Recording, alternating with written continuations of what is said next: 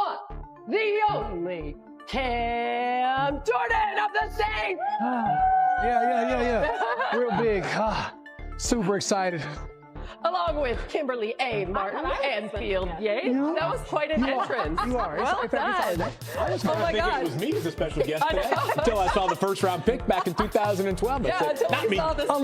2012 was probably a good year, but it wasn't the greatest draft ever. Wait, 2011. 2011. Yeah, come on. And that was the last time you were here, right? When you were a rookie in 2011? It was about to be a rookie, maybe. It was like the WNBA draft. It was like that Maya Moore draft class is what I call it. I'm sure, Yeah.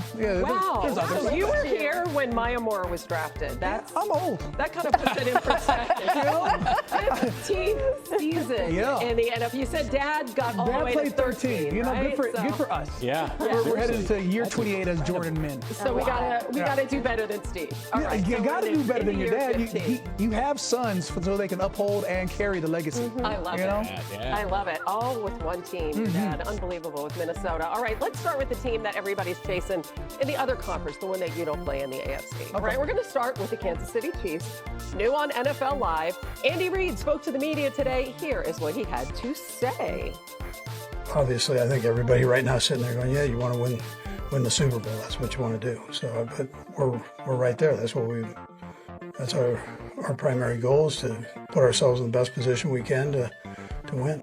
We have an expectation that we're going to go out there and score every single drive, but that comes with a lot of single reps, a lot of practice reps, a lot of time spent with the guys, and so it takes every single person in the building to go out there and have the top offense in the league, and so we have to just go into every practice, every film study, whatever that is, with that mindset that we're going to get the best out of it. And listen, they can get better. It was a struggle for the Chiefs to move the ball at times last season. They ranked 29th in the NFL in yards per rush, the fourth worst. That was also the Chiefs' worst in the season since, 2011. Why do we keep going back to that year, Cam?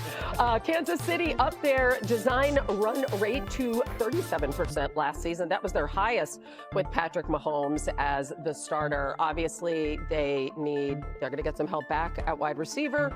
Let's hope that offensive line gets straightened out. Things are looking good there. Why are they able to retool and be in contention every year? When you say retool, we do know the main driving force is Andy Reid, Pat Mahomes. You add in Travis Kelce. And other than that, you retool sounds a little aggressive. I'm thinking in my mind, every year we look for reasons why they won't win.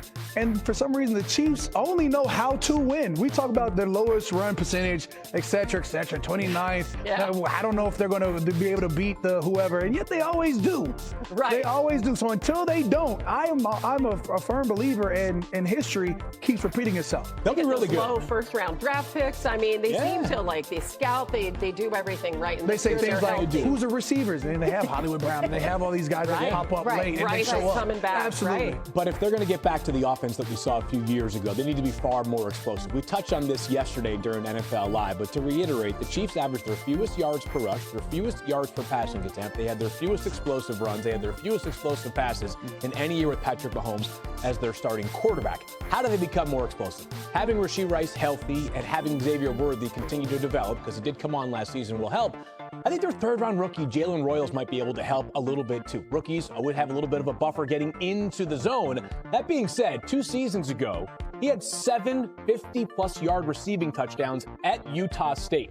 That was the most in the country and the 4th most amongst any player in the FBS over the last 20 seasons. And the 2 guys at the very top of that list, Jamison Williams, Jamar Chase, those guys, very fast, the kind of players that we know can flip a game on its head in a hurry. I think the Chiefs just this year, maybe a few less grinded out drives, a few more press the easy button drives, make your defense feel good with a 7-0 lead early. Yeah, all those close wins last year. Again, you can't afford to do that all the time. You can't afford to make that a habit. We saw what happened in the Super Bowl, Kimberly, and you were there in Kansas City last week, right? What's the vibe, Kimberly? So I'm glad you feel especially, and you were detailing all those stats that show how much the Chiefs struggled, because I was there in Kansas City this week and I talked to Andy Reid and I talked to Patrick Mahomes and Chris Jones and other guys about basically the fact that they got slapped in the mouth. They got punched in the face by the Eagles. And one thing that Andy Reid said to me was, I wanted to see how guys would come back, how the coaches would come back in the offseason, the players. Did everybody feel like they had something they needed to improve on? And Andy Reid said, yeah, I feel really good about that because all the stats that you mentioned were ways in which that they need to improve this season, but injuries are key. Health is key. Even Travis Kelce, you don't need Travis Kelce to be the Kelce of old, but you just need somebody else to complement him and what this offense can do. And this team understands that we are a championship-only team. That's what we're looking at. I think that was a wake-up call, you know. And they're fine being the villains. Nobody wanted to see them three-peat last year. I think they're going to come in, and as Patrick Mahomes told me, he said, "I'm hungry."